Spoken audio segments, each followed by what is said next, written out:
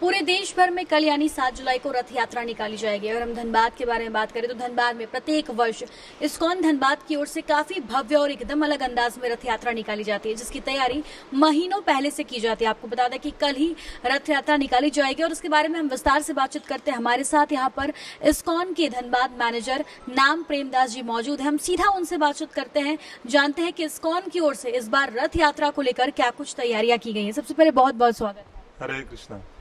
जानना चाहेंगे कि इस बार रथ यात्रा को लेकर इस्कॉन धनबाद की ओर से क्या तैयारियां चल रही हैं? देखिए, वैसे तो प्रत्येक वर्ष इस्कॉन धनबाद द्वारा ये रथ यात्रा का जो आयोजन होता है, आप लोगों को पता होगा, ये धनबाद की सबसे बड़ी रथ यात्रा है।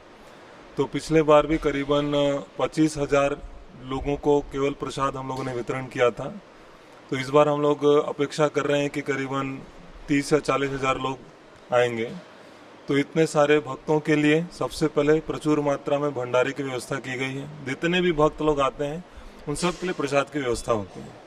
सुबह 10 बजे जगन्नाथ जी स्टील गेट से रथ पर आरूढ़ होंगे और 10 बजे ये रथ आरंभ होगी। हीरापुर, रणधीर वर्मा चौक, SSLNT होते हुए गोल्फ ग्राउंड पहुंचेगी। ऐसा अनुभव है पिछले वर्षों की तुलना में कि ये करीबन 4 बजे 5 बजे तक गोल्फ ग्राउंड पहुंचती है। गोल्फ ग्राउंड में जगन्नाथ जी की भव्य सांस्कृतिक कार्यक्रम व्यवस्था की गई है। तो वहाँ सबके लिए प्रचुर मात्रा में प्रसाद की व्यवस्था है, सांस्कृतिक कार्यक्रम की व्यवस्था है। 1 महीने पहले से जगन्नाथ जी के लिए बहुत सुंदर रथ तैयार की जा रही है। भक्त अपने हाथों से रथ में कलर कर रहे हैं, अलग अलग आकृति बना रहे हैं। जगन्नाथ जी के लिए ओडिसी नृत्य की तैयारी की जा रही है। कई सारी माताएं हैं हमारे धनबाद में जो इस्कॉन से कनेक्टेड हैं, वो कई महीनों से अलग अलग प्रोग्राम्स की तैयारियां कर रही हैं। जो गोल्फ ग्राउंड में होंगी सांस्कृतिक कार्यक्रम, उसकी तैयारियां हो रही हैं।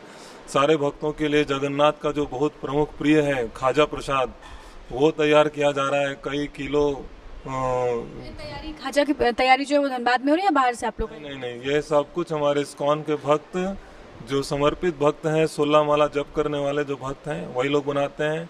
खाजा और लड्डू, भगवान को जितना भी महाप्रसाद भोग लगेगा वो सब कुछ।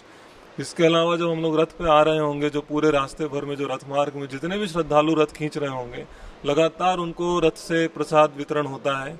वहाँ पर भी लाखों श्रद्धालु को आते हैं, रथ खींचते हैं, उनको भी प्रसाद वितरण किया जाता है।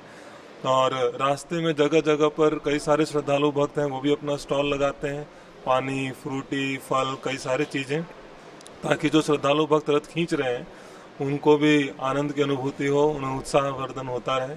तो ये सारा कुछ व्यवस्था किया गया है। इस दौरान जब रथ यात्रा खींची जाती है तब भी हम देखते हैं कि काफी अलग अलग जो है नृत्य होते हैं, तो उसकी क्या कुछ तैयारियां हैं? और इस बार मतलब और कौन कौन आ रहे हैं, क्या मतलब रथ यात्रा में शामिल होने के लिए धनबाद के कुछ, अगर हम पॉलिटिशियंस की बात करें तो क्या ये लोग भी इस बार शामिल हो रहे हैं? जी। अभी हमारे जो धनबाद के जो नवनिर्वाचित सांसद जी हैं, डुल्लू महतो जी, उनसे कंफर्मेशन आया है कल ही कि वो करीबन 10:30 से 11 के बीच में आएंगे। देखिए, ये पूरी की परंपरा रही है, जब तक पूरी के जो राजा वो स्वयं आकर जगन्नाथ जी के लिए सड़क पर झाड़ू नहीं लगाते हैं, तब तक रथ स्टार्ट नहीं होती है। वास्तव में इसकी शिक्षा ये होती है कि भले ये राजा है, सारे उड़ीसा के लोग उनके सामने नतमस्तक हो रहे हैं, लेकिन इस राजा के भी जो राजा है वो है जगन्नाथ, उनके सामने राजा भी नतमस्तक होते हैं।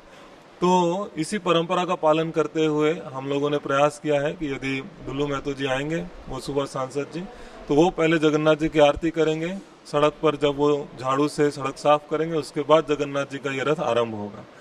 इसके अलावा ओडिसी नृत्य के लिए और जो पारंपरिक नृत्य होते हैं जगन्नाथ के लिए, उसके लिए यहाँ कई सारे स्कूलों से कुछ छात्राओं ने अपनी अपनी अलग विशेष तैयारियां की हैं। तो सुबह भी रथ स्टार्ट होने के पहले ये नृत्य प्रदर्शन होगा जगन्नाथ की प्रसन्नता के लिए। और फिर जब जगन्नाथ जी गोल्फ ग्राउंड में पहुंचेंगे, गुंडीचा मंदिर जिसे कहा जाता है, तो संध्या में वहां पर भी जगन्नाथ की प्रसन्नता के लिए नृत्य की व्यवस्था की गई है। तो यानी कि पूरी तैयारी लगभग हो चुकी है, लेकिन एक बार हम सारांश में जानना चाहें कि रथ यात्रा जो हम खींचते हैं, जो जगन्नाथ भगवान की रथ यात्रा निकाली जाती है, इसके पीछे की क्या कहानी है, उसके बारे में हमारे जो दर्शक है वो जानना चाहें। वैसे तो कथा बहुत लंबी है, लेकिन यदि शॉर्ट में बताया जाए तो चूंकि प्रचंड गर्मी पड़ रही होती है, ये ज्येष्ठ का महीना होता है और इसमें बहुत गर्मी पड़ने के कारण जगन्नाथ जी अपने भक्तों से अनुरोध करते हैं कि मुझे गर्मी बहुत लग रही है। तो उनके सारे भक्त लोग मिलकर तैयारियां करते हैं भगवान को स्नान कराने के लिए। तो जगन्नाथ बलदेव सुभद्रा के स्नान पूर्णिमा महोत्सव में उन्हें सारे भक्त लोग इतना स्नान कराते हैं कि फिर उन्हें सर्दी लग जाती है। तो फिर 10 दिन के लिए वो बीमार पड़ते हैं। तो ये 10 दिन भगवान जी का दर्शन नहीं होता है। उस समय उनका इलाज चल रहा होता है, उन्हें अलग अलग प्रकार के व्यंजन दिए जाते हैं ताकि उनका स्वास्थ्य सुधार हो। उन्हें दवाइयाँ भी दी जाती है, समय समय पर उनका टेम्परेचर चेक किया जाता है कि वो उनका स्वास्थ्य सुधार हो रहा है कि नहीं। और इसके बाद आज के दिन यानी रथ यात्रा के एक दिन पहले आज 6 तारीख को आज के दिन नेत्रोत्सव होता है। क्योंकि जगन्नाथ जी ने इतने दिनों तक अपने भक्तों का दर्शन नहीं किया है और भक्तों ने भी उनका दर्शन नहीं किया है, तो दोनों आतुर हो चुके होते हैं एक दूसरे के विरह में।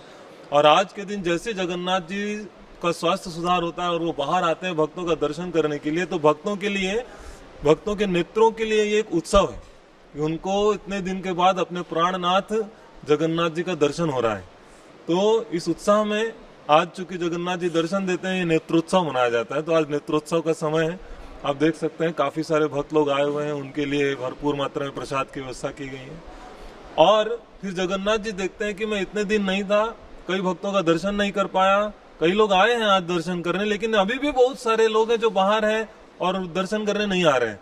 कोई बात नहीं, वो नहीं आ रहे हैं तो मैं आज बाहर जाऊंगा उनका दर्शन करने के लिए। तो इसीलिए जगन्नाथ जी रथ पे सवार होते हैं और वो सड़क पर उतर जाते हैं ताकि सबको दर्शन दे पाए और उनका दर्शन ले पाए। साफ तौर पर आप देख सकते हैं कि रथ यात्रा को लेकर पूरी तैयारी यहाँ पर लगभग हो चुकी है, क्योंकि धनबाद में सबसे बड़ी रथ यात्रा यहाँ इस्कॉन धनबाद की ओर से निकाली जाती है। तो लोगों ने बताया कि कल 10 बजे सराय ढेला यहाँ से जो है रथ यात्रा निकाली जाएगी, जो पूरे शहर का भ्रमण करते हुए धनबाद के गोल ग्राउंड पहुंचेगी और शाम में फिर वहां पर एक भव्य कार्यक्रम किया गया है। तो रथ यात्रा में जो भी धनबाद के आसपास के क्षेत्र के लोग शामिल होना चाहते हैं तो कल उनके लिए काफी अच्छा और सुनहरा मौका, इसमें जरूर शामिल हो। और फिलहाल इस तरह की तमाम अपडेट्स हम आप तक पहुंचाते रहेंगे। अपने सहयोगी संतोष के साथ Shambhavi Singh, the news post, Dhanbad.